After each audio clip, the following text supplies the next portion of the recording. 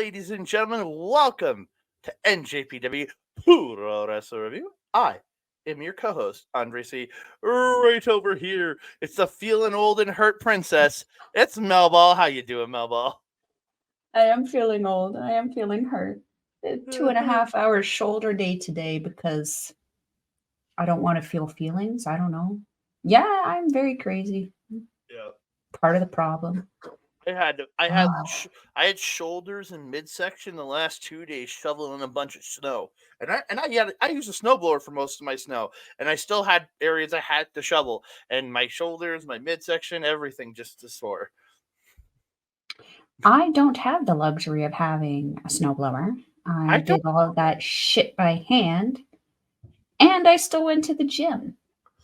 Not the first day, but goddamn, everything hurts, and I feel my age for the first time in a very long time. Is what it is. How are you doing, my friend? I'm doing all right. I went to the gym yesterday, early morning, and then came home, and then just felt progressively worse the entire day. I don't know why. Just felt like complete crap. And we were supposed to record this yesterday, but or for us, I guess, as we're recording Wednesday, we're supposed to record it on Tuesday, but I just couldn't do it. When we came time, I was like, nope, I'm having a bad night. I wasn't feeling good, throwing up. So I feel better, a lot better today. Let's just say that. Got my color back. I feel good. I'm ready to rock and roll. Maybe just ate some bad cheese or something. I had meatloaf the night before, but my And mom you didn't have cheese on it? I had meatloaf. No, we put tomato soup on it. I had meatloaf with my mom, and she was fine. So, well, maybe she didn't eat the cheese. There's no cheese on it. Tomato soup on it. I told you that. Maybe it's because I want cheese right now.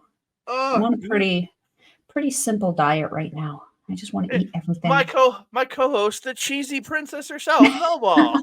You can call me a little mouse, like Kaguma. Big ears. Goodness. I'm not a big cheese guy to begin with. When I have pizza, I always ask for light cheese because I'm not a huge cheese guy myself. I don't know. Aren't you French? By heritage, yes. Never lived there. I grew up in I have the slightest amount of Italian, and I just ride that. Yeah, I love charcuterie boards. Cheese is fine. We're not here to talk about cheese, though. Are we? I thought this was New Beginning Puroresu cheese review. I mean, if that's what we want to do, you know how much I love Gouda. I don't. I enjoy cheese, but I enjoy wrestling a lot more. So we're here to talk about some new Japan Pro Wrestling. But before we do that, I want to thank each and every one of you guys. No matter what way you're tuning into us, we appreciate all of you. If you're tuning into us on the YouTubes, either on Andre Melball Wrestling Talk or Backbreaker Video, thank you so very much for watching the video, and hit the like button, comment down below, share us out to all your friends, family, and aliens, I guess. I don't know, all the weird things out in the universe. Don't forget to hit the notification bell so you can be alerted every time we drop a new video. Ding dong. Oh, that was close. I don't want anything. It might be Girl Guide cookies, though. You might. I have friends that can get me those. I don't care. I believe they're wrapping up. They're ordering in the U.S. right now for Girl Scout cookies. Not sure. I know that because my American friends have been posting about it, and I really want some Samoas. And also, if you're listening to us on Sunday Night's Main Event Radio, please either, if you're listening on other Patreon, if you're listening on Patreon, thank you for subscribing to them. And if you're listening to us on the free feeds, please like us on all the podcast catchers. Give us a 5-star review. Say some kind words if you feel like it. If you don't, still give us a 5-star review and say the not kind words. Either way, just give us a 5-star review. I'd really appreciate it. And if you are listening on the free feed, if you want to subscribe to Sunday's Main Event Patreon, I know they would appreciate it. Lots of great content going on over there. So it is time for wrestling. Yes. We're going to talk about the New Beginning in Sapporo, Night 1 on February 23rd. It is, as Chris Charlton was calling it, Championship Friday. Just 5 title matches on the show. Yeah. Yeah, it was a gold-filled night. Yeah, and we got the beautiful sounds of Walker Stewart and Chris Charlton. I love these two together. I Hmm. find I still miss Kevin Kelly. Don't get me wrong. That was the voice I listened to since I started watching New Japan, at least on the English side. Um, but just I find these two seem to have a very good working relationship. Only being working Hmm. together for a couple months now. It's good to hear them work together so well. Hmm. I have to agree. And it's always nice to have Chris Charlton every once in a while, shout out the lines that we know and love from Kevin Kelly. Like whenever Hamna comes out, he goes, "Hey, look, it's Hamna." That always makes me feel good. I love the Kevinisms from Chris every now and again. Kevinisms, I love it. I'm calling them the Kevinisms. It's nice to see that or hear that because he's still paying tribute in his like little spots when he's watching matches. When Yano does something, he said, now he's saying my monitor went out and things like that, just to play off of the Kevin Kelly stuff. Yeah. There's somebody else that he does something. Doki Choki. But that's Gino Gambino. Yeah, but Kevin used to always do the Doki Choki, like it's the Doki Choki, Kevin. Yeah, and like Chris has started doing it. But we're not going to get it during the New Japan Cup because I don't think Doki's in it. Boo! That was a poor choice. I don't know. He might be in it. I'm not. He might be in it. I'm not sure, honestly. I haven't. I know some of the participants, and if you want to know more about the New Japan Cup, tune in this Friday on OLE, the Twitch or the YouTube, and check out Japanese Wrestling Update. We'll be talking all about the New Japan Cup. Yes, we will. But we're here to talk some New Japan and Sapporo, New Beginning and Sapporo. So let's check it out. We're kicking off with the Frontier Zone match. It's Shoma Kato and Tomoaki Honma taking on Toriana and Tomoya, along with their weird devil mascot, little weird devil mascot thingy, Tomakin. Yeah, isn't he the soy sauce? I don't guy? know. Probably. I think he's the thing on the little sauce bottle that Yano has been bringing out lately. I believe it's some kind of oil sauce thing, curry thing. I don't know. Oil curry thing. I just know I have an issue with mascots. So like it coming out immediately, like heebie-jeebies. No, thank you. Go back to the back, sir. Stay there. Yeah, Kato and Honma attack before the bell. Yano runs Kato out of the ring. They double team Honma. Honma looks really rough when he's running across the ring. It's like a weird waddle. Like Tanahashi looks like a young spry man comparatively to Honma. I'm not gonna lie. I feel like the two of them are pretty comparable right now. I would say Honma's worse, but that's more neck and back issues over the years. Yeah. Whereas Tana more has the knee and hip issues. So, it's kind of like a flip of the coin. I still think that Hamada moves around quite nicely, but like we'll talk about it later in the night. Tanahashi actually did fairly well tonight for mobility. Yeah, take us into it, man. Yeah, Tomoya is actually 50 years old. Yeah. Looks better than most 20-somethings I know. Yeah, and he's like a journeyman, like been wrestling on the scene for 30 plus years, just working the independents, working some smaller promotions and stuff. Yeah. Kato chopping Tomoya with no effect, and he gets a drop by Tomoya with one big old chop. Yano whipping Kato into the exposed corner. Tomoya gets the delayed suplex for a while on Honma. Well, Honma fights it off, and another fights off another one, and then hits a DDT. Kato fires up, gets the slam on Tomoya, tries the single leg crab, but Honma Kokeshi's him to help, or Kokeshi's Tomoya to help, and then he hits a rocket Kokeshi to Yano to keep him from interfering, while Kato's in the half crab, but Tomoya gets to the ropes. Tomoya gets a modified twister submission on Kato for the win. Again, it just looked like Could the MMA move the Twister? Mm-hmm. Yeah, Mm-hmm. what it looked Felt like to that me. felt this match was pretty quick. I mean, it was a pre-show match, so I feel like it was something to get the people going. You know what I mean? But yeah, this was my first time seeing Tomohiro, and Tomoe, yeah. Me too. yeah, this was my first time seeing him. He did not look 50. I don't know what No. it is about these guys, but man, good genetics out there. They do not look their age. Jeepers. Um, yeah, I don't have a whole lot to add. I felt this was a decent match to get everybody kind of started. There wasn't anything that was too fantastical about it. I actually enjoyed the next night's opener a little bit more. But yeah, this Shomakato is coming around pretty good, very steady, very consistent. It's interesting to see how his look is starting to evolve and change now that he's been there for a few months and the hair has grown out from the bald in this picture.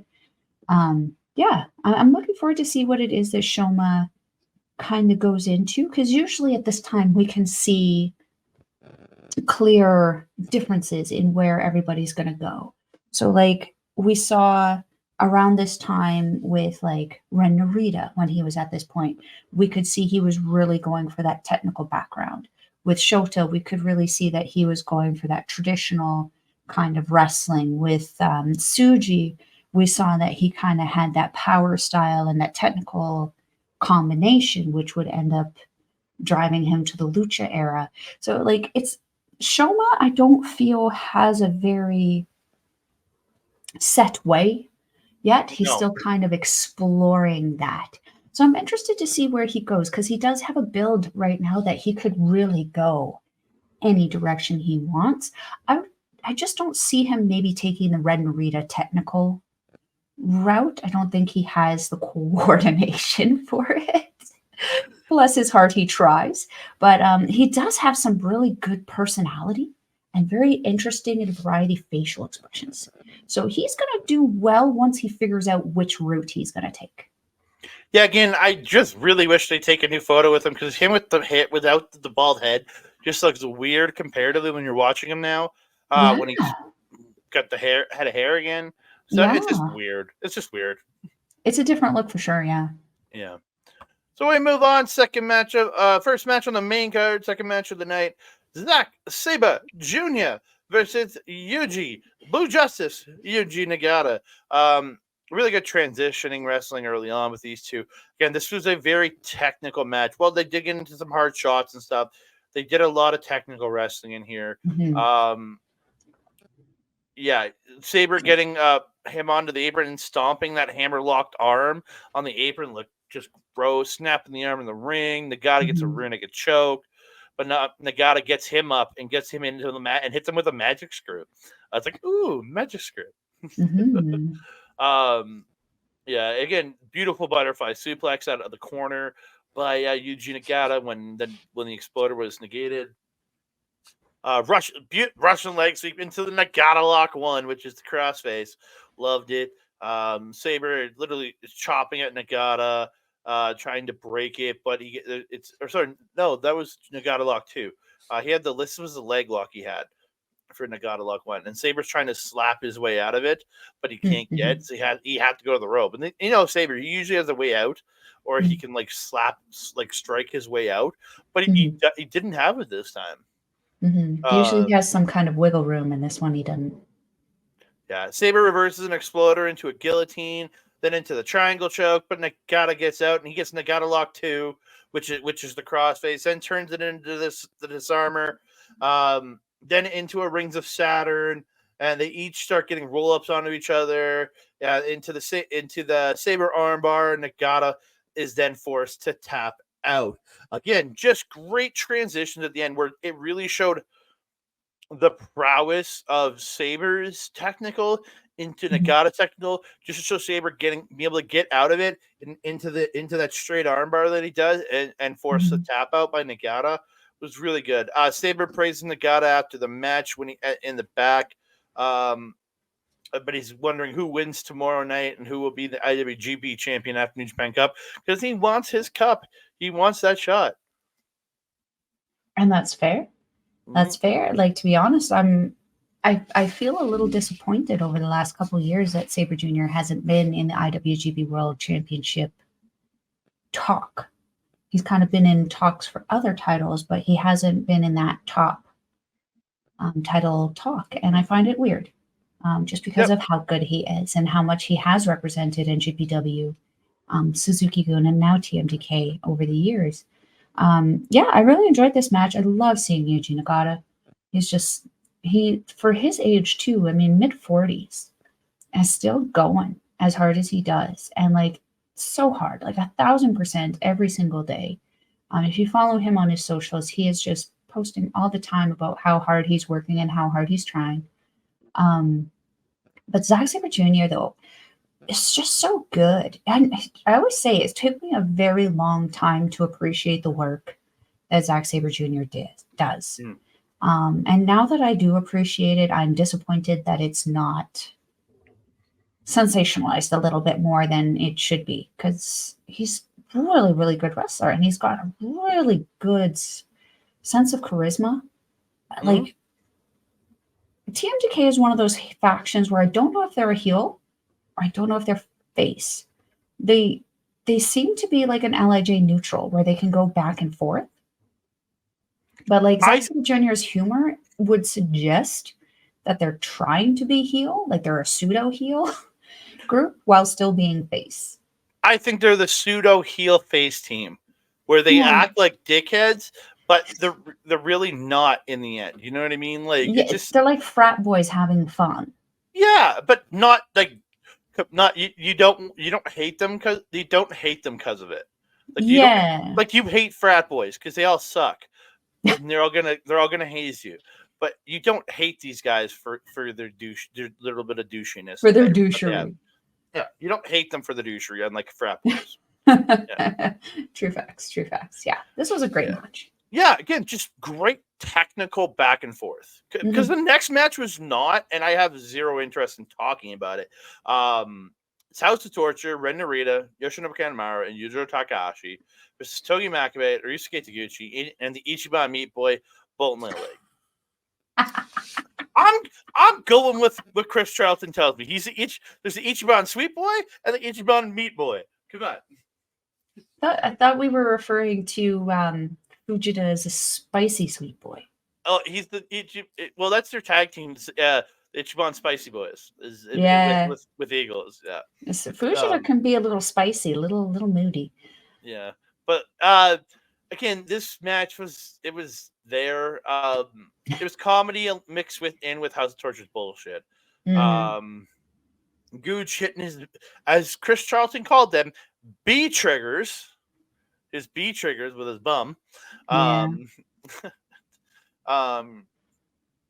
it just, he worked over the gooch and the bum and the rear area. They start House Torture cheats throughout. In the end, Makabe slams Narita, goes up, but Kanemaru hits him with the Santori surprise on top, which is the whiskey mist. And Narita hits him with the push-up bar, and then hits double cross, which is the X Factor. And I'm just like, if every move you could have done had to be the goddamn X Factor. And Narita gets the win in a relatively meh match. Yeah, this was a very lackluster match for me. I only have 3 notes on it. The first being, overall, I felt this match had the least amount of shenanigans of all of the House of Torture matches in the night, which is, a blessing. I also wrote, I assume there's more coming later. There was. So much more. What I did like, though, I really am enjoying, is it the gut wrench thing that Bolton does, where he just yeets them back and forth and back and forth? Everyone got yeeted. It was phenomenal. Couldn't have happened to a better faction.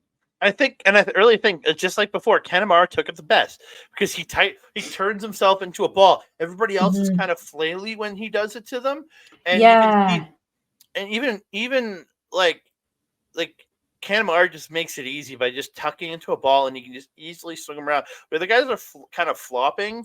Oh yeah, yeah. Ren Narita, I mean, he took it better than Yujiro. Oh yeah. And when Bolton released him, he did kind of rotate a little bit and landed on his shoulder a little funny, but like that's kind of his fault, not Bolton's. He was a little flaily, particularly after the first couple, because I can imagine that probably doesn't feel too good on the ribs or the stomach. But like Yujiro was a lazy sack of potatoes. It's just his limbs everywhere. Like you couldn't make that thing harder for that poor guy. I mean, he's a fraction of Bolton's size, so like he was still able to yeet him around. But it's like, stop being lazy. You're absolutely right. Kanemaru took it the best. He tucks up into that little ball and just lets him. Like he could probably go forever with Kanemaru, just back and forth and back and forth and back and forth. It's essentially a medicine ball workout for him. What I found odd about this match was who took the pin. Why? Like, I get that Makabe tends to be in that same category as Hiroshi Tenzan, Yuji Nagata, Tiger Mask, Hamna.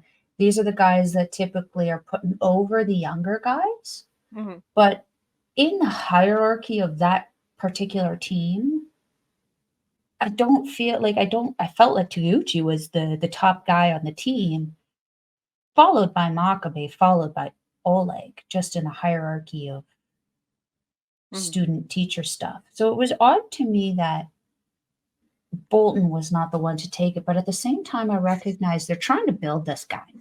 They want to build him into a monster, and I get it. In the last show we reviewed, in the tag match that Bolton and Taguchi were in, Taguchi took the pin. Yo pinned Taguchi, not Oleg. Yeah. Again, I think they're trying to do young lioning him and keeping him in losses. He's not winning matches. They want him in a point where they want to turn this guy into like have this impressive beast. And if you're having him being pinned by, I'm sorry, Ren Narita, Yujiro, or Kanemaru, it looks bad. We're having a Makabe lose or a Taguchi lose at this point, like not Makabe's not in the title picture and never will be again. Maybe him and these three win a never title at some point together. I don't know, but again, that's the best he'll do is winning a never 6-man title.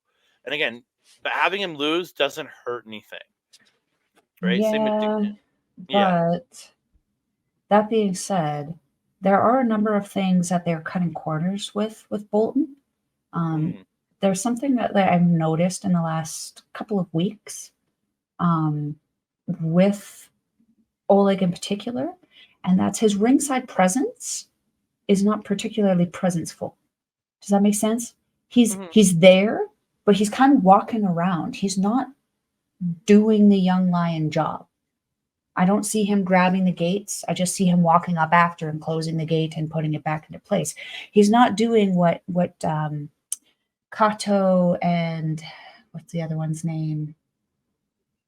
The baseball Other bald player. kid. The baseball player guy. What's his name? Hold on. Other bald kid. Tetsuya Murashima.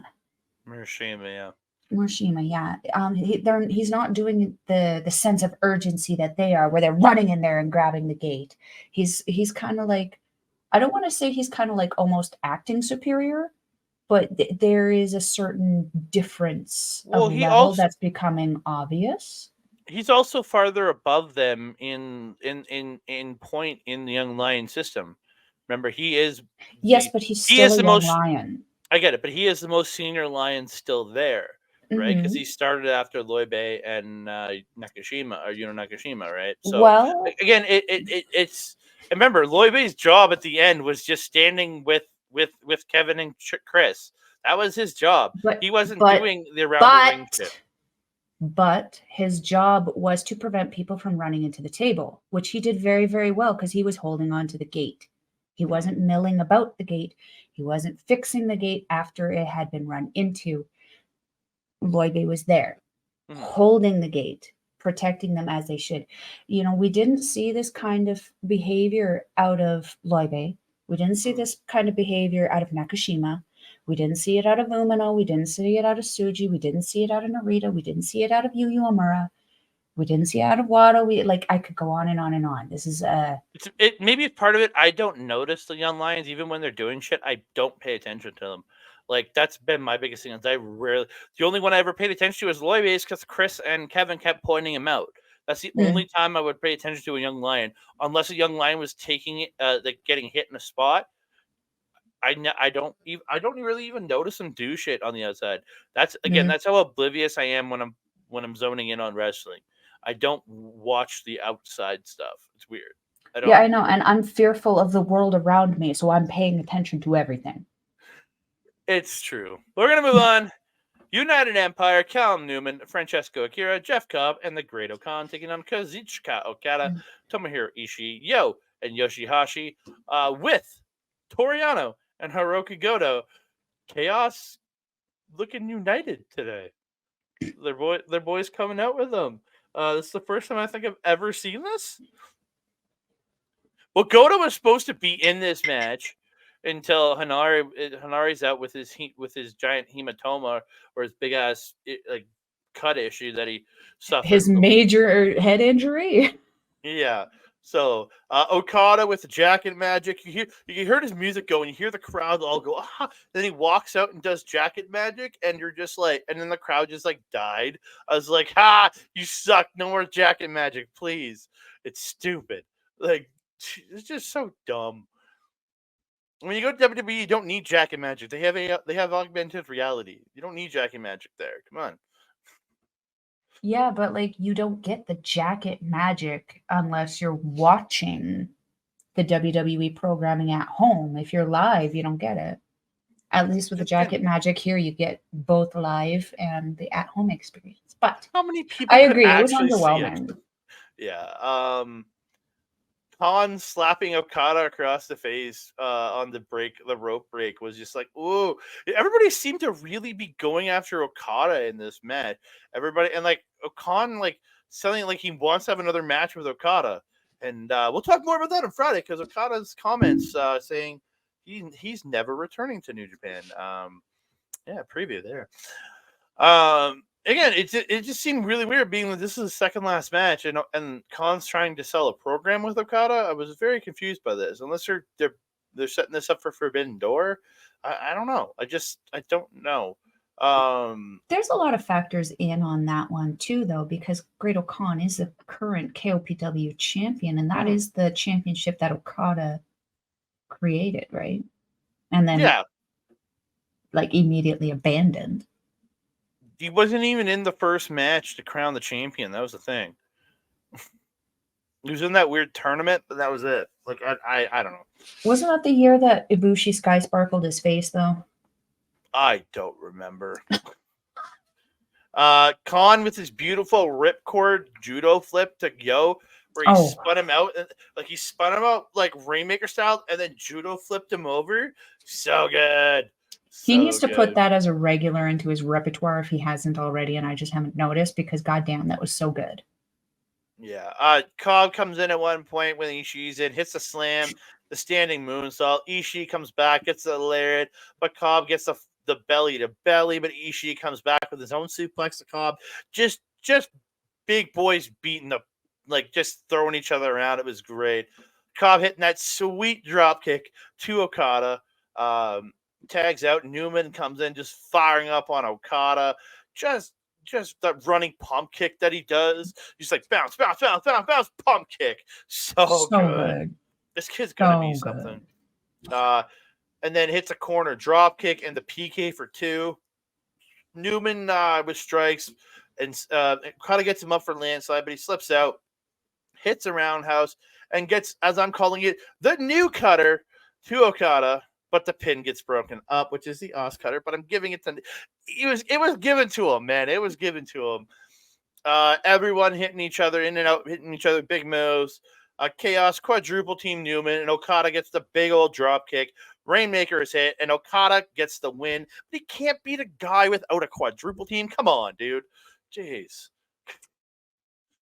Can't just do it on your own. You got to take the easy way out on your way out. Hey, I mean, right? I mean, it is what it is with that one. Yeah, the only couple notes that I have are actually on Newman. The guy is so good. Very, very good scouting opportunity and doing on Will Ospreay's part, bringing Callum Newman into this. What I really enjoy is his speed and technique, and his moves are already on that high, could contend for championship level. His problem right now, I think, is he is with a team that just oozes confidence and charisma. Jeff Cobb has that effortlessness, coolness about him. He just kind of walks out and people just know he's chill and he's cool. He's got that goofy aspect. The Great O'Khan has that intimidation factor and charisma that goes along with that. Francesco Akira is kind of like that wild card in the team. And Callum Newman, he has that look. He has that fire. He just doesn't seem to have figured out what direction he wants to take the character quite yet. And, he is the young lion for the United Empire right now. I think he's going to start to really unlock that in the next couple months as he teams with these guys a little bit more and learns even more from these guys. That being said, I am a little concerned right now with our favorite faction, United Empire. I'm very concerned about the direction it's going. Knowing that Will Ospreay was still the leader and watching the faction still function without him, it was great because it gave me a lot of confidence in his leadership and the ability of the team without the leader. But now that we know that the leader is really not there anymore, we're kind of looking at a faction that's kind of leading itself. And I don't know how long it's going to be until we start to see some maybe infighting on the direction of where the faction could start to go in the future. Is it going to still be the United Empire? Are they going to retire the name until Ospreay decides that he wants to do something with them again? Andre, what do you think? Yeah, you never know, because we have this whole Callis family Callis family versus Callis family thing coming up at Revolution this Sunday. And Takeshita versus Ospreay. I know you don't like it, but again, it's what it is. The match itself sounds great. It's just the fact that Don Callis' name is on it is what's the frustration. I'm sorry. It's the family versus the family versus family match. And I have this feeling that Ospreay isn't, now that I think he's with Ute in the family for a reason, to give him that edge while he was the part-time guy. I think now, as he comes in as a full-time guy, I think he'll become more. I think he'll branch out on his own, bring Fletcher back over to the light side, and get him back in green instead of in the red, and get him back as part of and they'll do the Empire thing when have Davis come back, because he should be coming back from his injury pretty soon. So I do like the red on Kyle Fletcher, though. It looks good. Don't get me wrong, but I think you're going to see the Empire unite in New Japan or in AEW. So again, they're going to have that. If they have that connection, you might the team will be how it is. So I hope that is the case, because that is definitely what I would like to see. And I've mentioned that I like seeing the factions in professional wrestling starting to spread across multiple companies. We've seen it with LIJ, we've seen it with Bullet Club. United Empire is just the logical next step. Yeah, so speaking of LIJ, you have Tetsuya Naito, Yota Tsuji, Hiromu Takahashi, Bushi, and Shingo Takagi versus, again, just 5 guys: Sonata, Takamichi Doki, Taichi, and Yuya Uemura. I'm really hoping post New Japan Cup, we're not watching this feud continue, because please, on the 24th they had their LIJ versus just 5 guys war and showdown. Yeah, so again, it's please stop. I'm done. It's been just under a year since this feud started. So I'm not gonna lie. Like, I get that there's only so many stories and feuds and stuff that we can have, but this one has really been done into oblivion for me. Haha, into oblivion. Yeah. Again, it's similar to everything else. Everybody's brawling at the start. Naito blocks Paradise Lock, and then a minute later, Sonata blocks the Combinacion Cabron. Doki and Hiromu come in, have this super fast, entertaining spot together. Who? Doki and Hiromu. Doki and Hiromu has a super fast encounter. I'm sorry, I'm just quickly reading things off. It's fair. I'll just correct you. Great spot in this match. Uemura jumping to dodge the spear and landing in the Boston Crab. So good. Great back and forth striking with Tsuji and Uemura. Shingo and Taichi beating the piss out of each other. In the end, LIJ team up on Taka Michinoku. Bushi hits the dive to the floor onto Taichi, and Takagi hits the pump bomber on Taka Michinoku for the win. This, to me, was the least important match on the entire show outside of the Frontier Zone match. And again, I hate to say that. I even say the House of Torture match was like at least it had a story. I weirdly had more entertainment out of that than I did this because I'm looking forward to watching in the 5 singles matches, but after that, I'm done. I'm just done with this feud. Yeah, we really do need to be done with it because it really is at this point. What else can they possibly do? They've been doing this for so long. They're running out of stuff. They're running out of ideas. We need to recycle, reduce, reuse, go to something else. The only few things that I wanted to say or add to this, love Tsuji's hair. He looks so good. But then Love Uemura's hair. Love Yuya's hair. I do actually, because it looks exactly like Tsuji's, only dry. You know, he doesn't wet it like Tsuji does, but I think Tsuji's wet hair looks better because it's usually dry by the end of the match anyway. I really want to shout out Taka Michinoku's coat, especially now with Airbender having just come out and everyone's binge watching it, myself included. Good golly, Miss Molly. I've only ever seen 2 episodes of the anime. No, I liked them. Don't get me wrong, but I only got into it like a year ago. I watched them, and then I just got filled up with other stuff. So I've never gotten around to watching the show again. Good, a couple episodes that I've seen, really good.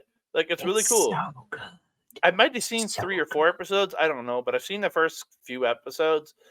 Not my cup. Again, it's not my cup of tea. It's just wasn't on my radar to really get hooked into. And then this live action, I'm like, fuck. Now they're doing what One Piece did. I don't know. I mean, a lot of people hate on the movie. I personally really liked it. I'm really happy to see that people are back on. Oh, I saw that movie. I really liked it personally, but I thought that the casting in it was great. But the live action, now that we're completely off topic, the live action Avatar is Lord Fire Lord guy, daddy. Anyway, that's for another episode. Yeah, that's for a completely different episode that you can probably catch on OLE. But again, back to the original topic that I was going for. Taka Michinoku. He looks like a waterbender with his gear, just splashing it right off there. I love it. Tearaway gear at its finest. Just saying. Mitch Clark, step your game up. I don't think there's anybody with better tearaway gear than Taka Michinoku. I would have to agree. And we saw tearaway jeans recently too. Mm-hmm. Who had the tearaway jeans? I was freaking out about that. I can't remember, but it was Taka Michinoku. Best tearaways. Best tearaways. Yeah. It was that Top Talent, wasn't it? Weston King. That's the one. Yes. It's the King, Weston King. Yes. Anything you got nothing else? No, we're good. All right. Time to talk about the first of 3 title matches I actually enjoyed on this show. The IWGP Women's Championship, Mayu Iwatani versus Mina Shirakawa. The story also leading in this, Mina's never beaten Mayu 1-on-1 because Mayu was her senior when they were in Stardust together, and she was kind of mean to her, and then she broke off with Tam Nakano to start Cosmic Angels, and that whole little story. And that was kind of on her own, in her own little thing, trying to go after the title. Mina, brand new white gear with the pink trim, loved it. Mayu, brand new white gear with the silver, loved it. Again, both with great new gear here. Fast-paced start. Both these girls great. Mina's attacking the knee. Mayu, and she's really working over the knee throughout the match early on and all throughout the match. Yeah. Really targeting the legs. That dragon screw leg whip that she did to Mayu off the second rope was just so crisp. So good. Love me a good dragon screw leg whip. Yeah, she gets that dragon screw, then applies the figure four. Mayu gets the ropes. Mina gets the magic screw.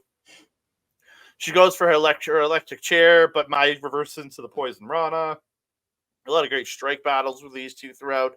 Mina getting those sick-ass palm strikes that she does. Mayu getting her PKs in. Just look at the sick. Snapdragon by Mayu and the seated super kick to Mina. Mayu goes to the top, hits this awesome-looking frog splash. As Chris Charlton said, from the heavens, the frog splash. But Mina kicks 2.9. Mayu goes back up, misses the moonsault. This is where I thought it was over. Mina hit the glamorous sword, then hits her spin-out electric chair knee buster into the figure four. And I thought it was done here, but it wasn't. No. Mayu got to the ropes eventually after being rolled back in the ring a couple times. Mina hits the rolling elbow, spinning back fist, Paler DDT, but can only get two. Mayu reverses the figure four driver, gets the tombstone pile driver, buzzsaw kick, and I thought this was going to be the pin, but no, both just were down. Mayu's the drop kick in the corner. She goes to the top, hits another drop kick. She goes back up, hits a double stomp, then hits the moonsault. And this is where I'm like, okay, I'm cool with it being over. Mina kicks out a 2.9. I'm like, okay, let's go. Mina, let's go.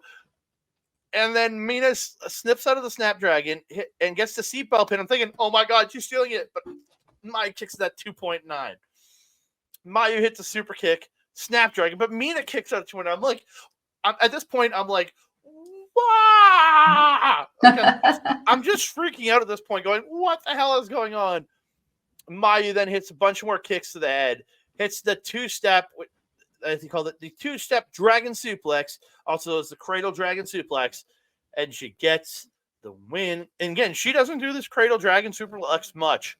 So when she pulls it out, it's that like last-ditch finish for her. And yeah, it ended. I'm just like, holy crap. I was a little disappointed Mina didn't get the belt, but I still was super satisfied by the match as a whole. I think it's just so good. Yeah. And like, Andre, how do we feel about the crowd, the NJPW crowd, getting a taste of Mina Shirakawa's entrance dance? I'm not even gonna lie. I was watching it on my TV, and as soon as it came out, I like went and danced along with her. Like, yes, queen. So good. I like her headbanging dance though, but with Micah's music. Music, yeah. Micah's music, it makes sense because it's a rock song, whereas like Mina's song, it's a very like fiesta song, very much a song. Yeah, I don't have a whole lot to add to this. You kind of got all the big spots that I had mentioned. Was the Magic Killer the Green Killer, the one that was on the ropes? Where she got her up on the ropes and then spun it was the Magic Screw. Magic Screw, okay. I called it. The Green Killer. I thought it looked like Kenta's one. That's why I wrote. His is just straight down into a DDT. Hers, what she did there. Spun. No, that the spin one is Sonata's Magic Screw. Is a spinning neck breaker. Yeah. Okay, well that looked really, really sick. And I'm not gonna lie, maybe I'm just not paying attention, but I don't recall seeing that in Mina's regular repertoire. She was using the Green Killer for a long time, and then she's added the Magic Screw in over the last like 2-3 months. But she doesn't hit it every match, but she's something newer to her repertoire. Yeah, I was also disappointed that we once again Kenta'd Mina I get that she does a spinning back fist like Kenta, but that doesn't mean we need to treat her like Kenta anymore, you guys. No, treat her like Eddie Kingston. Give her 3 belts. Come on. Right? Like, give her all of the belts. At this point, she has earned it. Again, the year she's had where she left Cosmic Angels out of arguably being betrayed, essentially, and replaced by Natsupoi by Tam Nakano.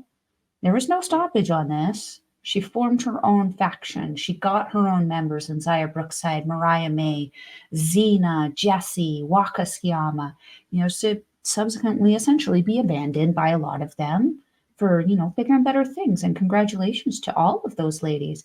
But now Mina's been stuck again, picking up the pieces, forming Empress Nexus Venus with Micah, and then going after all of these titles only to be let down time and time and time again.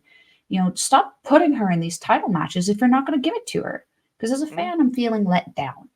And I love Mayu, but I really do feel that it is time for Mina Shirakawa to start taking over the world and the Stardom top spot right now. She has more than earned it. And again, 100%, I will put this match in my women's match of the year because it was incredible. Yeah. It was an incredible match to watch. It was better than the one that we saw with Tam. Oh, by a long shot. The Tam. Hugely long spot. You talking about the Wrestle Kingdom match? Yeah. Well, maybe for the fact that this was over double the length was a big plus to that, too. Yeah. Those girls got 5 minutes, and that's the biggest issue there. Well, Kyrie and Tam, yeah. Yeah, and it's very disappointing because both those names would insinuate that they would need a bunch more time than that. So I'm happy that these women got a better opportunity in this night than they did on the Wrestle Kingdom show. But that being said, Wrestle Kingdom is your biggest show. It would make sense that a match like this would be on that show. And all we know is that Mina Shirakawa will be at Windy City Ride. We'll talk more about that on Friday. So, and Julia's not going to be with the company by then. So could there be an opening in the strong title picture at that point? We don't know. We'll see. Oh, you like my line, hey? We will see. I just want to give a little picture there. Look, just good. Again, really incredible match. Got to give props to Mayu. They both killed it. This picture right here is giving me almost Saori Anu vibes. And they have gear. And they had the ref from Stardom there too to do the match. Yeah, silver shoes.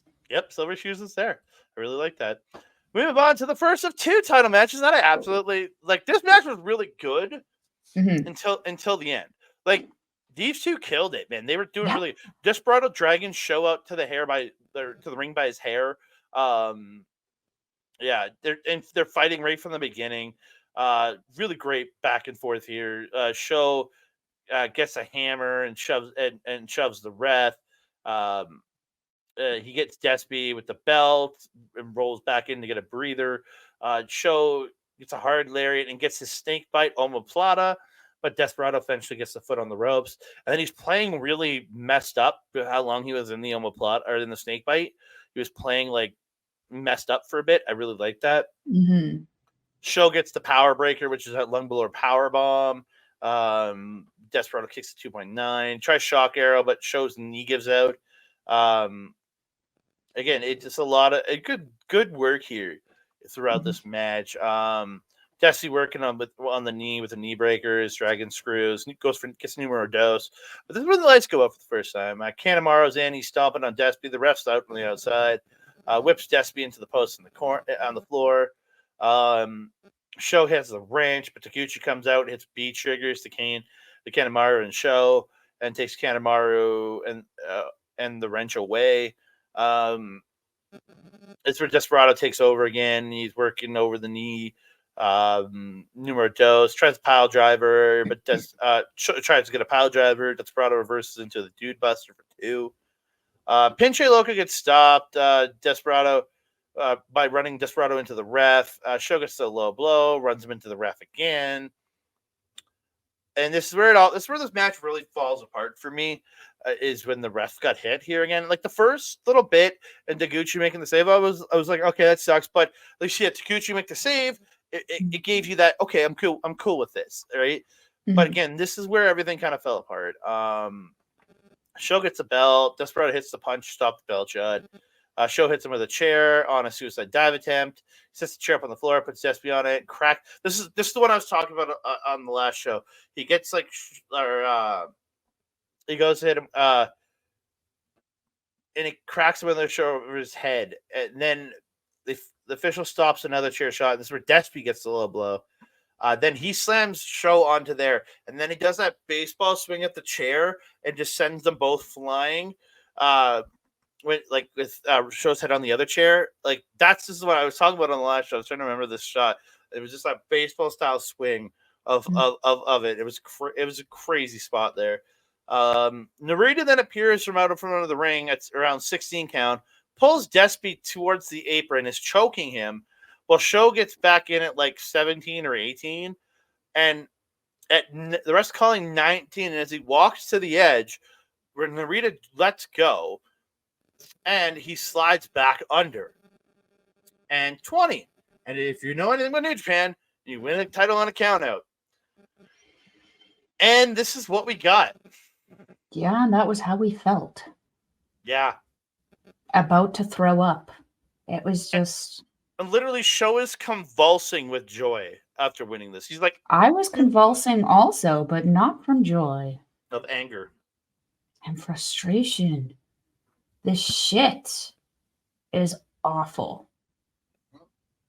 It's awful.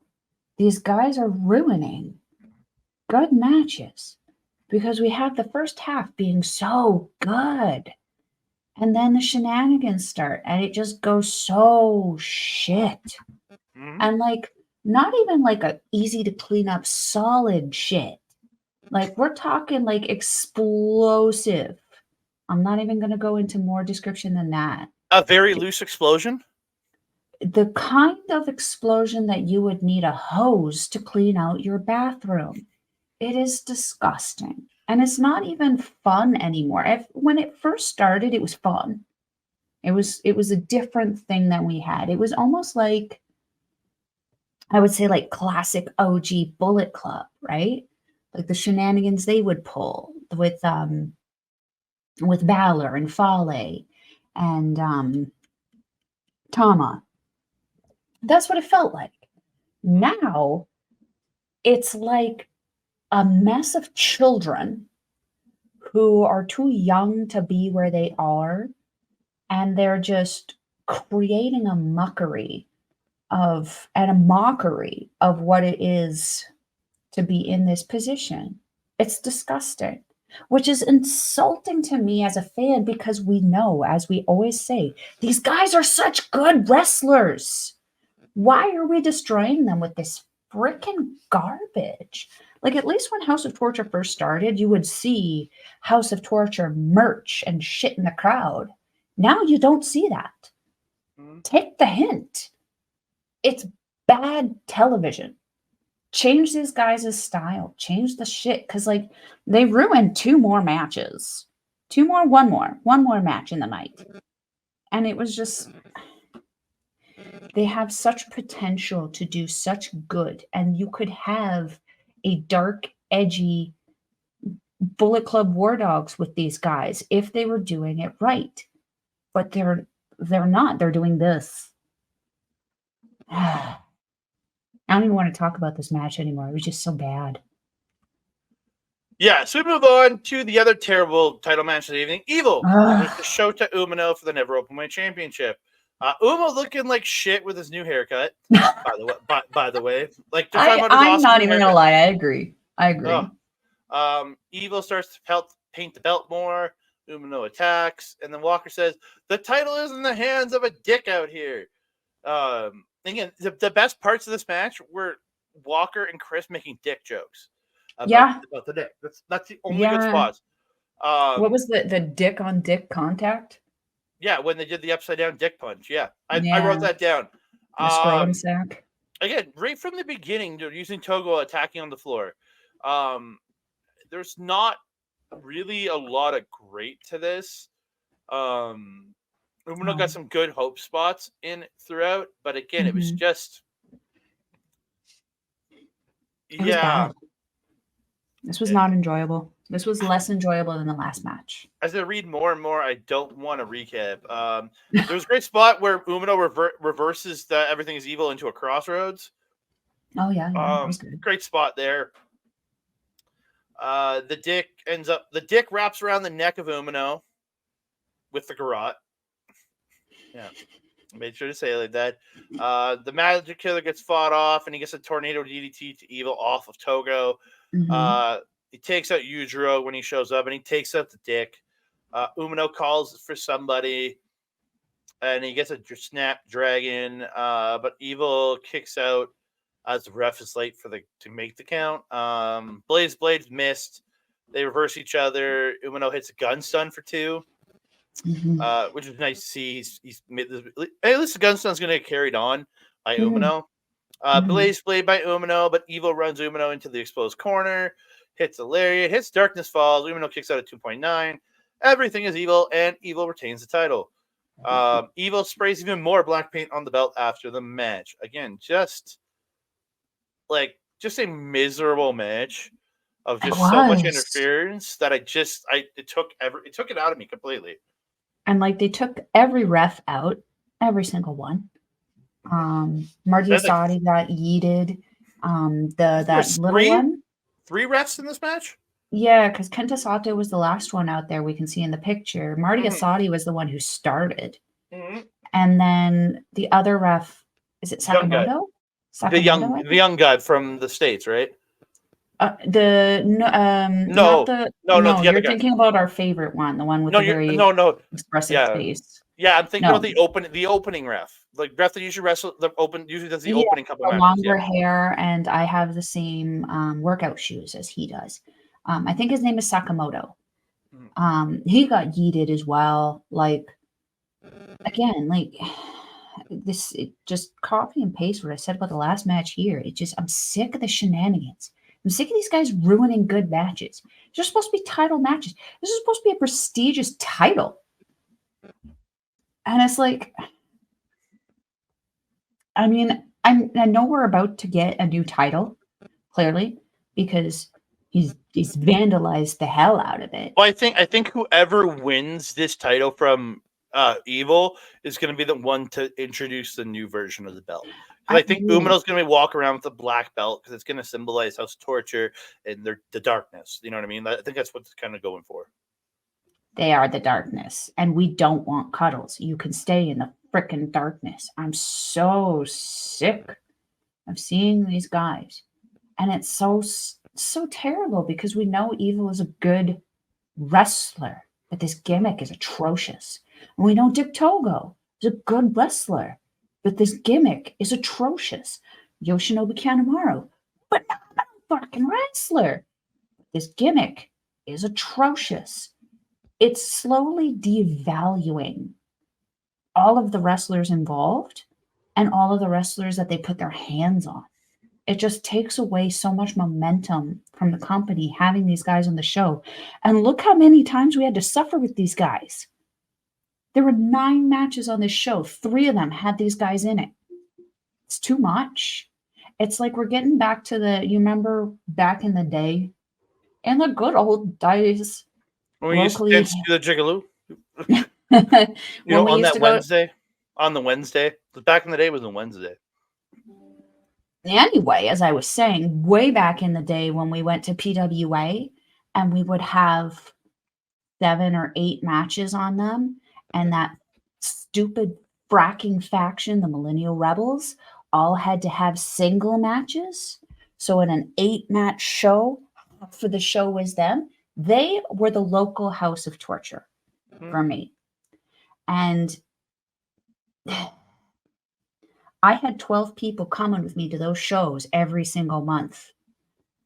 After a few torturous moments, I had to struggle to find people to come with me to these shows because they didn't want to see this faction. We're getting to a point where it's like, are we going to start to see that with NJPW? I'm not going to stop watching, but I'm also not going to stop complaining so long as these mamma jammas are on my television screen. Mm-hmm. Again, let's move on. I'm just done with House Torture.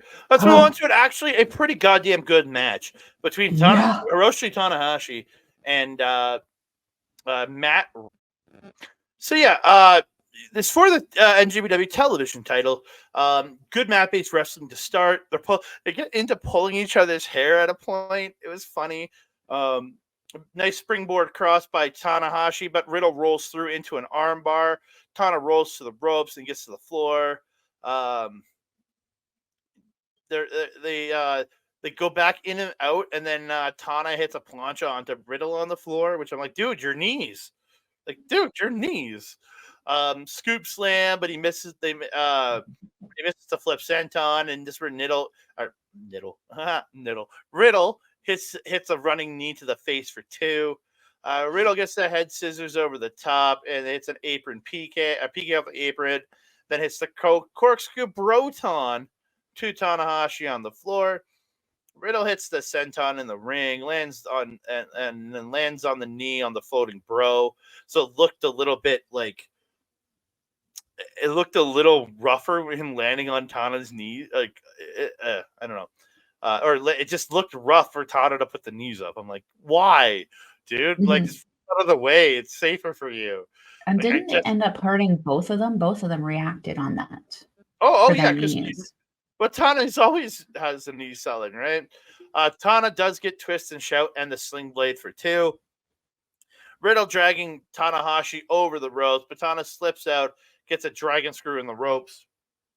Tanahashi goes to the top, and and he goes for aces high in the ring, but Riddle jumps up, hits the final flash knee. Just looked great to Tanahashi coming out of the air. Looked really good. The trade pinfalls back and forth off the Pro Derek attempt. They trade strikes and kicks. Riddle then hits another final flash, picks them up. Bro Stone for the win. And Matt Riddle is your new television champion. Yeah. Can I be honest? What's that? This was a solid match, but it was a little underwhelming for me. Yeah, I think we could have done more. I don't even think it was a could have done more problem. It was just, I don't feel there was any build for it. None. So for me, when Riddle's music hit, I felt the same way the crowd did. There was no excitement for him to come out. And then when he won, the same thing. It was crickets. They weren't excited. There were some cheers, and like it wasn't like the place was completely dead, but it did not feel like somebody. It was the white people in there cheering. Yeah, probably. Yeah, but again. Yeah, it was very. It wasn't as I thought it was actually a very solid match. I felt that Riddle treated Tana very, very well. He made Tana look like a freaking beast in this. Tana looked mobile. And I think that was all Riddle's fault, which is great because it's a good fault, not a bad fault. I knew what you meant, yeah. Yeah, it was a positive in this. And like, thank you, Riddle, because it's been very hard for me to enjoy Tanahashi matches because I just feel like I'm watching, a grandpa kind of waddle across the ring. But Tana was going in this. But there was a number of points where I was concerned about Tana's knees, but he was going. But again, I just felt that there was a certain amount of lack of excitement, I guess, happening both at the beginning and at the end of this. And I felt that you could sort of see that disappointment on Riddle's face afterwards. In the ring, he kind of looked a little confused, like, why isn't there more going on? Okay, well, here's my title. I win. Yay. Bye, bro. Well, it's because the crowd doesn't like. I understand you're an ex-WWE superstar, but not the Japanese crowd. They don't know you unless you're at a certain level in the WWE. They don't know. They don't care about who you are. Again, I mean, look how they reacted to Mercedes. Mercedes was a prominent name in WWE, but even Mercedes coming out had a very underwhelming, pomp and circumstance from the crowd. You have to play yourself up, and that's what the build is for. Because there was no build, I don't think there was anything for people to be super excited about, which is disappointing because, again, this is the best Tanahashi's looked to me in a very long time. So post-match, he's yelling, "What do you think's going to happen? I was going to come to Japan and lose? No way, bro." And then backstage, he says he showed up, beat the boss, took the title. He can't wait to defend it sooner than later. I can't defend against anybody. It has to be Zack Sabre Jr. He was and he calls him the king of. He's the king of dickheads. Or sorry, he said he was called the king of dickheads by Zack Sabre Jr. He doesn't like the way, and he says he doesn't like the way Zack's teeth are. I guess it's a shot at British dentistry. Zack Sabre Jr.'s had really good straight teeth, though. I agree. It's just taking the shot at British people. You can't wait to get his hands on Zack, and he calls for Zack. Riddle says to Zack when he rolls over to the interview table, says he has the belt. Zack lost 10, and Zack says seeing Riddle holds it makes him sick. But he says he's focused on the world title, and he's not going for 15 minutes anymore. He needs 60 minutes. But he will face a member of TMDK of his choosing to defend that title against first, and Sabre leaves. Riddle says that Sabre is a really good guy, but I hate him. Like that's like I like how he finished it up with like he's being such an asshole, but he's like he's a good guy, but I hate him. Like that, it was that kind of finish, and I'm like, makes sense. It makes sense. And his title defense, as the show comes out this Thursday tonight, MLW Intimidation Games. It's Matt Riddle versus Bad Dude Tito for the NJPW television title, the now world television title, because it's been defended outside. So world television title, baby, and it's him and Bad Dude Tito. TMDK's Bad Dude Tito. Let's go. Big teats. Big teats. Love big teats, and he's jacked right now. He was jacked before, but he's like jackety jacked now. Come on, we all love big teats. Come on. Everybody loves big teats. Yeah, for sure. If you say you don't, you're lying. That's right. We move on. Main event of the evening. It's David Finlay defending the NJPW Global Championship against Nic Nemeth. Finlay attacks behind during his entrance. They brawl to the floor. A lot of brawling early on. It's really good back and forth. I think this is the best Ziggler's looked in a long time. This is the most opportunity he's been given in a long time. Well, and again, he's wrestled a couple matches in TNA, so he's gotten the rust off, which is actually almost perfect that he had a couple TNA matches before this to kind of get the ring rust off. So coming into Japan, he's ready to go. Again, just the back and forth of these guys, like the super kicks, the strikes, everything, just ripping at each other, man. Like Nemeth with those repeated elbows and that jumping, as Chris called it, the jumping heart stopper elbow for 2. I love that. Like those repeated elbows and the jumping one. I love it. Nemeth lariats Finlay over to the floor. He ends up fighting. He attacks Gato, and then they fight up to the apron. He knocks Finlay off the apron, who lands in Gato's crotching Gato. I'm like, oh, so we're putting comedy into this now. Okay, great. Comedy in your main event. Not what I want, but it worked. It's pretty much the only comedy we got in this whole main event. Yeah, and it helps make up for the torture that we had to deal with in the few matches beforehand, right? Yeah. A lot of really good reversal sequences throughout this match. These two seem to really work strong together. Finlay shifts this turnbuckle pad and he dodges the Nemeth's splash, and he hits right onto the buckle, and then he couldn't get the pad off, so he pulled the top of the pad down to execute the spot, then got the pad off. It worked. Don't get me wrong, it's still brilliant. It worked, and I liked it. Getting really good spots throughout. Finlay just beating the piss out of Nemeth. Hits him with the spear for 2, then hits a sit-out dominated for 2, gets the figure 4, Nemeth is struggling, gets to the ropes, Finlay yelling, saying, I will end your career if you don't quit. Tell me I'm the man, Nemeth. And just yelling, tell me I'm the man. And then Nemeth spits in his face. Just, again, great fire with these two. Especially with, like, no build-up. Again, Ziggler got a reaction from unlike Riddle, Ziggler got a reaction. But again, Ziggler is a well-known name in professional wrestling. He got a better reaction than Riddle did, that's for sure. Because there was more build. This has been building since Wrestle Kingdom when they started fighting backstage and like all that. That's more than we got out of Riddle and Tana. Okay, yeah, I will admit there's been more build. And the fact that, again, he has been in the WWE since 2006 when he was in Former the world Spirit Squad. champion. So this crowd knows who Nic Nemeth is. Obviously, they know Mhm. the Dolph Ziggler name better, but they know who this man is. So Mhm. it really added. You could really hear it in the crowd, man. Mhm. Finlay gets a sick looking powerbomb, but Nemeth kicks 2.9. Finlay removes the knee pad. Nemeth gets out of the overkill. Finlay misses in the corner. Nemeth runs him repeatedly into the exposed corner, then through to the post, hit the pendulum DDT and the famouser for 2. Finlay avoids danger zone, also the former zigzag, and hits the into oblivion. But Nemeth kicks out a 2.9. See, I'm being nice about it now. They trade strike. All I think about when I hear Danger Zone, and this also goes for Mitch Clark's nickname, I always think about Archer. Danger Zone. I just think of the song, but well, that too. But like that was what he was singing in that. It's just the way he said Danger Zone. I'll admit I haven't watched a lot of Archer.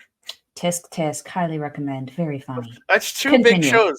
That's 2 big shows I haven't watched a lot of.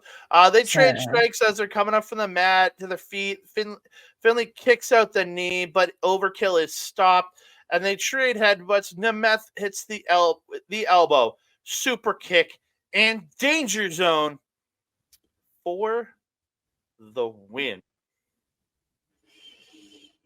Yeah. Like, again, I enjoyed this match. Outcome, I'm not sad about, but I feel bad for Finlay, who did all that work leading into the global title match, got the belt, and drops it to Ziggler a month and a half later. Like, I feel for Finlay because I was so hoping to see this guy being pushed to the top. Mm-hmm. Mm-hmm. And I feel like this is his second title defense, right? This was the first? I thought he defended it once in between. Well, anyway, if that is the case, and this was his first title defense, yeah, now I feel bad. Because, yeah, he did a lot of work building up into this, building that match with Moxley and Ospreay. And all 3 of those guys worked hard. Hell, Moxley worked hard. And you know how much I don't really like Moxley. Mm-hmm. I like Nic Nemeth, and I liked what I saw out of him. But I don't think that he should have won the first match that he had in NJPW for a title. Because now my mind goes, is he going to John Moxley us? Is he going to go back to North America, take that belt with him, and just stay there for a year before acknowledging that the belt is happening or that he has it? This is my concern because people go peep. News coming out of the 24th, Nemeth did challenge Hiroshi Tanahashi to face him at Sakura Genesis, and we are getting Tanahashi versus Nemeth at Sakura Genesis.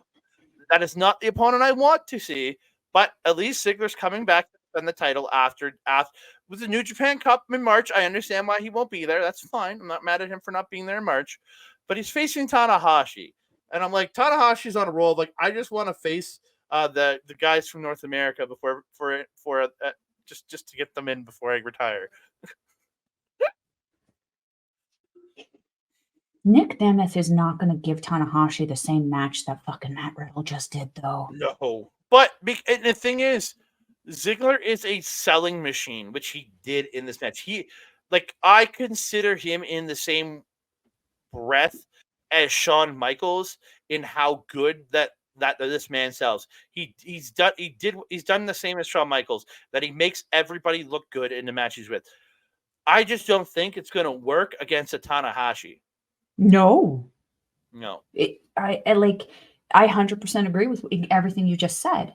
The problem is that he can sell like a mamma jamma, but the person giving it to him needs to also be able to be on that level, and Tanahashi is not. I was so happy and also sad about Tana dropping the TV title because I've been very critical, and I still am very critical of people who are in top positions of companies, like the promoter, like the owner, like whatever, having titles, let alone multiple titles. Until this night, Tanahashi technically had 2 titles because then they vacated the trios title, the never openweight 6-man title, and now he's down the TV title. It concerns me because now I see this as, so Finlay dropped the title first defense to Nemeth. Is Nemeth going to drop his first defense to Tanahashi just so that Tanahashi can say, oh, I'm a, what is it, the 7? I don't know. Title now at this point? No, Well, man, you're done. Let your legacy be what it is. You don't have to have every title that is in your company. You've already outdid Jay White, who had the record first, and then Tana got it after him.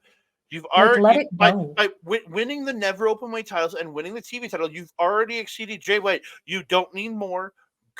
Just go to the bottom of the card, please. Go to the open matches. You don't need to be you can be an attraction for New Japan in the opening position. You are the ace. I understand. You're the guy, but you have a new ace. You have Umino. You have other guys. You have guys that can be the new ace. Go go do multi-man tags, and it's still a draw to people because they get to see Hiroshi Tanahashi. El Presidente. Like, yay. But, like, I don't need to see Hiroshi Tanahashi in any match higher than the 4th match on the card because there's no reason. And I'm sorry, he's not at that workhorse level anymore.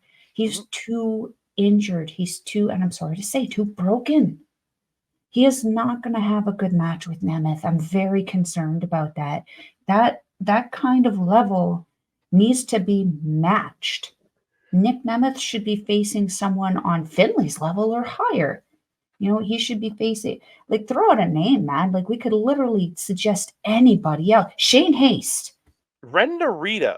Like, Suji. With like, there's so many names that could be in this match, but they're not.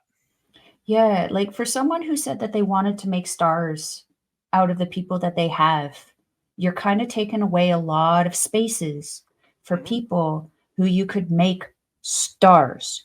Tanahashi should be not in this match. And I'm very disappointed to learn that. I did not know that. That was a spoiler for me. But it was after the show, so it wasn't even a show thing. So it was a post-match interview thing. But yeah, I didn't watch those. But it's time for us to get John out of here. We've been here for almost an hour and 20 minutes.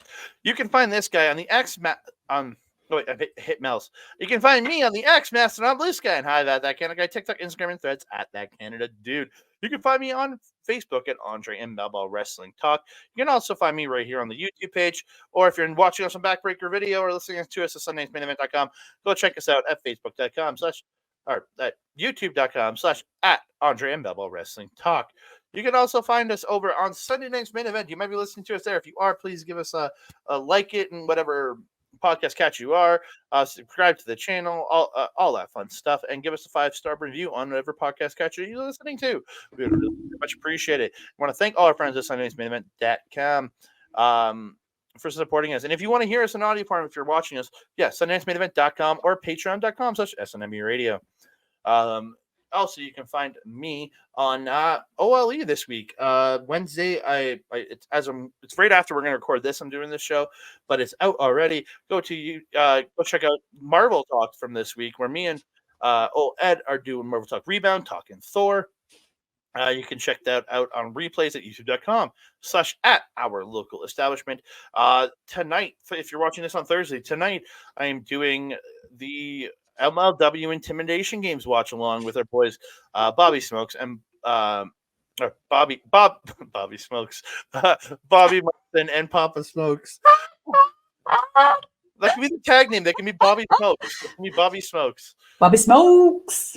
Bobby Smokes. We're doing the MLW Intimidation Games watch party as we watch the show and react throughout with Satoshi Kojima versus Minoru Suzuki in the main event of the evening, and Matt Riddle versus Bad Dude Tito Big Toots for the NJPW Television Championship. You can also find a lot of great art, great content over on Backbreaker Video. I want to thank our boy Mike the Ref for all the great support. You can go and support him over there. If you want to support him, watch him live, talk about wrestling, go over to twitch.tv/Mike the Ref, where he does his AEW watch alongs on Wednesdays and Saturdays, and also plays video games on the other days of the week. So a lot of great video game content from there. If you want replays of his gaming content, go to youtube.com/@backbreaker_gaming. We even had content from him, Mr. PJC, Mr. Rick Jules, and the freaking guest, Kayla J. Kayla J. Love Kayla J. Yeah, she said. J. Where can they find you, Melball? If you're wanting to follow a Melball, you can follow her on the X thing at Collins Melball. You can follow her on everything else, Facebook, Instagram, TikTok, Mastodon, and Blue Sky at Melball Collins. You can also find me, as Andre mentioned, on our local establishment programming, Japanese Wrestling Update. We're going to be doing that on Friday. We got a lot of shit to talk about. I hope we can do it in an hour. My goodness. You can also find me on Astro Pizarro's YouTube channel, where we do our show, Ladies Wrestling Showcase. The Natural is en route home today, so we might be able to get a show out on Friday, depending on how she's feeling. If she is jet lagged, I am not going to force her, because force her. Never. No, never. The Natural needs her beauty sleep. I love you, Astrid. If not, it's okay. Yeah, so we should hopefully have a show out on either Friday or Saturday. Stay tuned for our socials to see when that is happening. If you're wanting to watch NJPW, we will leave a link in the description box below. It is njpwworld.com. It is 999 yen, or approximately 10 Canadian. Shout out Sean Spears, and congratulations to Sean Spears for returning to WWE NXT. Best place for him. It's going to be the place where he is going to be utilized properly. But off topic here, it is 10 Canadian, or approximately $7.50 the claw. According to this girl, because I checked my bank account this month, still an amazing price to watch some amazing professional wrestling. You can watch the stuff we talked about today. You can go back and watch Jay White. You can go back and watch the formation of the United Empire as the Great Khan leveled Okada Kazuchika Okada. Got to get used to saying that name again. NJPWworld.com. Andre, my trusted friend and colleague, do you have anything else to say to the beautiful people? Again, just want to thank everybody for tuning in and supporting us, as they always have.